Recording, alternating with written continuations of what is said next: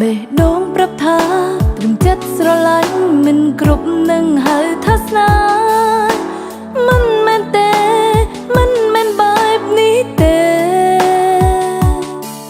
ចិត្តស្នេហ៍គេហើយមិនចង់បកក្រោយចង់ឲ្យគេផ្ដោក្តីស្នេហ៍ប៉ុន្តែតែងតែកុហកខ្លួនឯងអ្វីដែលគេផ្ដល់ឲ្យតិចនឹងទទួលមិនបានគ្រប់យ៉ាង